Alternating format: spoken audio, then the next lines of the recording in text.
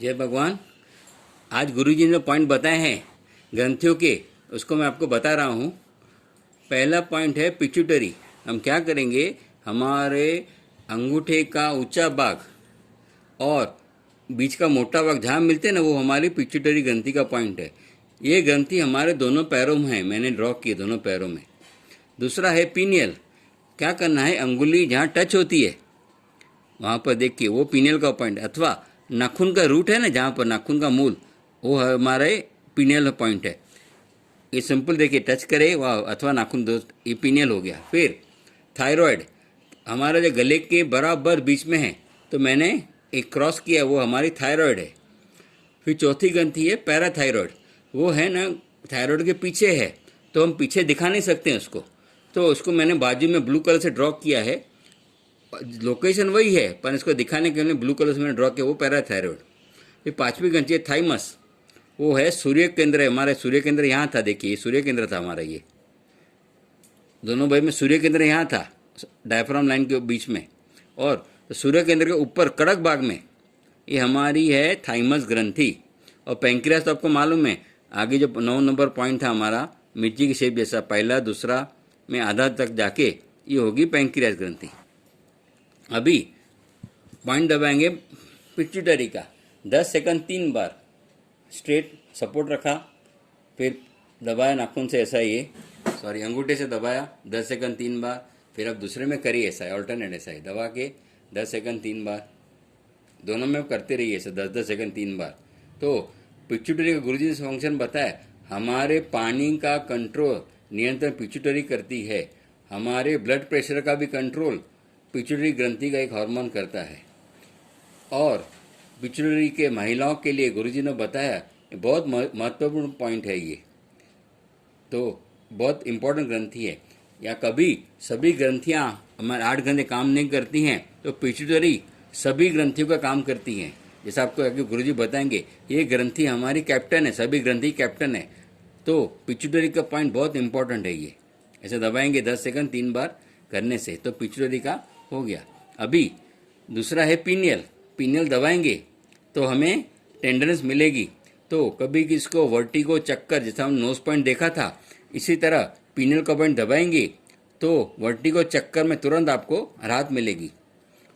इसमें पॉइंट दबाना 10 सेकंड 3 बार दोनों पैर में दबाएंगे तो होगा, बाद में आएगा। फिर पीनियल का दूसरा फंक्शन है कि कभी भी आपको दबाएंगे ना तो बहुत टेंडरनेस आएगी, बहुत चुभन जैसा दर्द होगा, मतलब वो आदमी टेंशन वाला है, तो ये दबाने से उसका टेंशन में रिलीफ होता है, ये पॉइंट दबाने से ये। और बच्चे बहुत हाइपर एक्टिव होते हैं, छोटे बच्चे हाइपर एक्टिव को ये पॉइंट दबाएंगे ना, तो हाइपर एक्टिवनेस उनकी कम हो जाती है।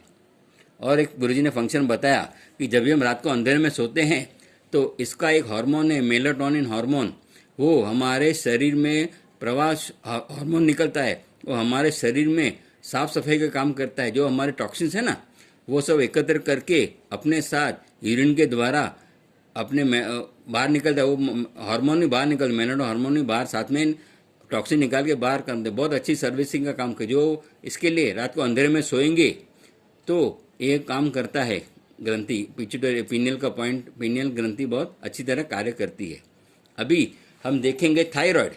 थायराइड ग्रंथि है बराबर गले के बीच में है, उसको भी दबाएंगे, ऐसा प्रेस करेंगे 10 सेकंड 3 बार, फिर छोड़ देंगे 10 सेकंड, दबाएंगे 3 बार, छोड़ देंगे। तो थायराइड क्या करता है, हमारे शरीर में आयोडीन की मात्रा बढ़ गई हो अथवा कम हो गई हो, तो उसका कंट्रोल कि हमारे थायराइड का हार्मोन करता है, थायराइड ग्रंथि करती है ये। तो कभी हाइपोथायराइड और हाइपरथायराइड हो, दोनों का काम एक ग्रंथि का काम करती है। जैसा हमारी एक्यूप्रेशर की परिभाषा कहती है, एक्यूप्रेशर रेगुलेट द सिस्टम, तो हमारी ग्रंथि भी इसको रेगुलेट करती रहती है। अगर किसको थायराइड हो गया, तो थायराइड कोई बीमारी, कोई डरने की बात नहीं है, बॉडी में आयोडीन की कमी के कारण इसको थायराइड होता है। तो हम एक एलोवेरा खाएंगे, एलोवेरा मैं आपको बताऊंगा आगे, एलोवेरा की बात करेंगे, उसमें आयोडीन होता है। फिर हम देखेंगे बाजू में दूसरा पॉइंट है पैराथायराइड, उसको भी 10 सेकंड 3 बार दबाएंगे और छोड़ देंगे, 10 में दबाएंगे 3 जगह। ये हमारे शरीर में कैल्शियम और फास्फोरस को मेंटेन करती रहती है ये ग्रंथि। कैल्शियम फास्फोरस को मेंटेन करती रहती है हमारी ये ग्रंथियाँ ये। और कैसा दबाएंगे, थायराइड दबाएंगे, और ये ग्रंथि पीछे है तो और जोर से दबाएंगे तो होगी पैराथायरॉयड। थायराइड दबाए और जोर से दबाएंगे तो पैराथायरॉयड। फिर हमारी ग्रंथि है थाइमस। थाइमस सूर्य केंद्र के ऊपर कड़क भाग, उसको रोटेटिंग प्रेशर देंगे, कड़क इसके रोटेटिंग प्रेशर देंगे। ये इम्यूनिटी पावर के लिए बहुत इंपॉर्टेंट ग्रंथि है ये ग्रंथि 14 साल तक एक्टिव रहती है, बाद में शुष्क हो जाती है, फिर 60 साल के वापस एक्टिव हो जाती है ग्रंथि। तो 14 साल तक बच्चे चंचल होते हैं, उनकी महत्वाकांक्षा बहुत होती है। तो अभी कभी इसका प्रैक्टिकल उपयोग है, कोई बच्चे की हाइट नहीं बढ़ती हो तो आप थाइमस का ग्रंथि का पॉइंट दबाते रहेंगे रोज 1-1.5 महीना, उसकी हाइट बढ़ना शुरू हो जाएगी। पर ये 14 साल तक ही एक्टिव रहती है, इसके लिए 14 साल के बच्चे, छोटे बच्चे जिसकी हाइट नहीं बढ़ी, आप पॉइंट दबाएंगे उसकी हाइट बढ़ जाएगी उनकी। ये हमारे कड़क बाग में है सूर्य केंद्र के ऊपर। फिर दूसरे हम देखेंगे पेंक्रियास। जो पेंक्रियास जो है वो है स्वादुपिंड, इसमें पेंक्रियाटिक जूस निकलता है। हमारे पाचन तंत्र में दिखा पेंक्रियाटिक जूस का, पर इसमें जो पेंक्रियास है ना, ये एज ए ग्रंथि ग्लैंड के हिसाब से कार्य करती है।